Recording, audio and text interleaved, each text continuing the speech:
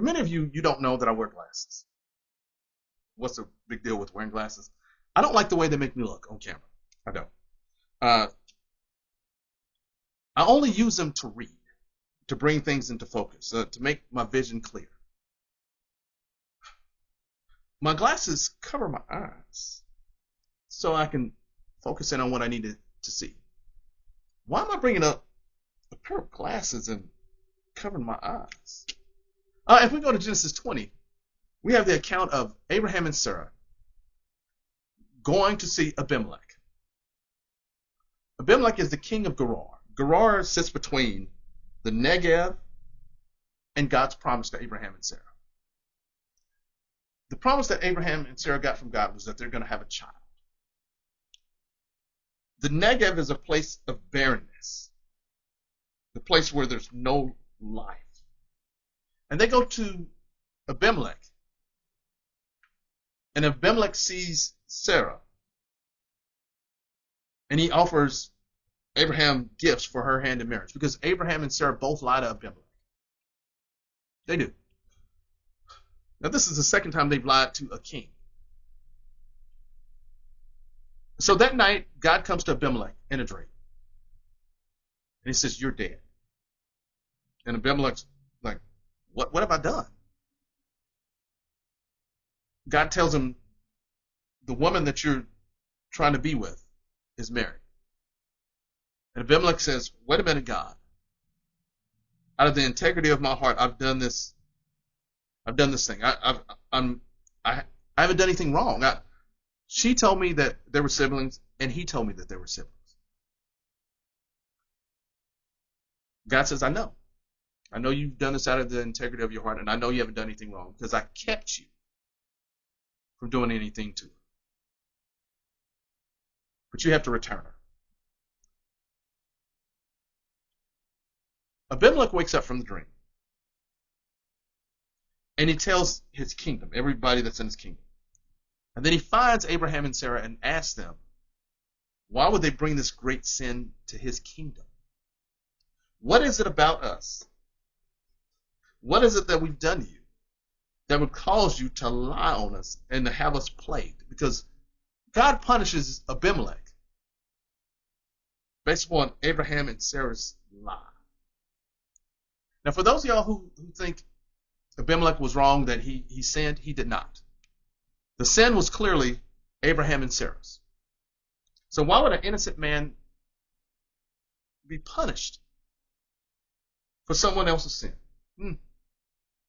Have you ever asked that? Why would Christ take on your sin, even though you're guilty? Okay, let me keep going.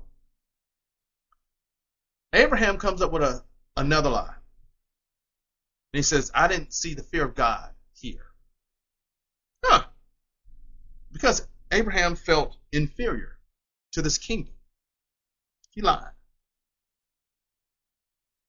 He thought everybody would kill him for Sarah.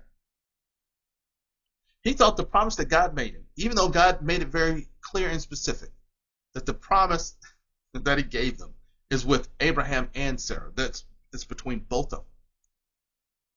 But Abraham was so scared of getting hurt that he offers his wife.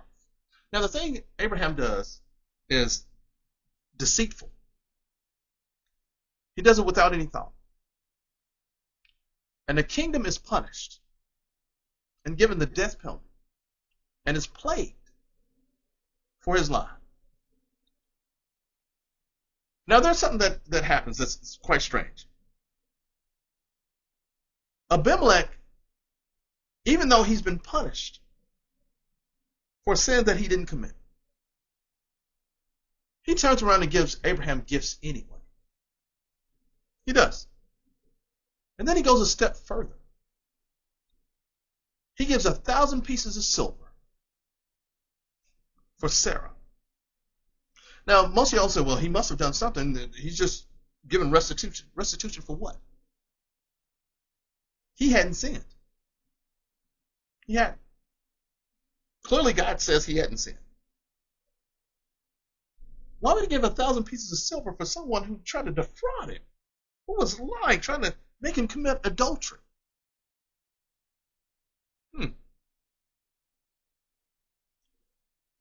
Abimelech gives 1,000 pieces of silver to cover the eyes of all that saw her. What does this mean, to cover the eyes? Silver represents redemption. He is covering the eyes of not only his people and his kingdom, but for the people that were with Abraham and Sarah. And he goes a step further. Abimelech's name means, my father is king. The offering that Abimelech gives doesn't make the father blind to Abraham and Sarah's sin. It doesn't. Because that's what a lot of us think, that God is blind to what we've done. He's not blind to what we've done. But he only views us through the sacrifice of his son. He covers the eyes of his father. Now, why does this even matter for us? When Jesus goes to the cross, his shed blood is the thing that covers the eyes of the Father. So when he sees us, he doesn't see us as the dirty sinners that we were. You're no longer the sinner saved by grace. You're now his child. He sees you through the blood of his son. Now, why am I bringing all this up? Because I went out of town this past weekend, and I went to go see family. And some family, when they see me, they feel bad. Not because I've said anything, because I've done anything to them. Their mind goes back to where they made mistakes. Goodness. And the enemy replays this mistake in their head nonstop, even if the mistake is 50 years old. They replay the same mistake. I should have done better. I could have done this differently. I was just young. Trying to explain to me what they could have done better. And they're trying to change their past in the here and now. That's one of the tricks of the enemy. To make you feel dread and regret for every last thing you've ever done when God has forgiven you. The fact that Abimelech does this shows his character. And if you think Abimelech isn't a picture of the Messiah, stick with me. In the dream that he had, where God is talking to him, God first says he's dead. And then later on, God says, if you don't return her, you shall surely die. This surely die, first spoken of in Genesis 2 to Adam. When God says to Adam, the day that you eat of the tree of the knowledge of good and evil, you shall surely die. This word, this phrase isn't surely die. It is death, the cross, and then death. Everything from Adam to the cross is covered by the cross. And everything from the cross to eternity is covered by the cross. This means that your sins were paid for at the cross. And there are people that keep coming up with ways saying that you got to do this and you got to do that. Your sins were paid for at the cross. And the wages of sin is death. Christ takes on death for us.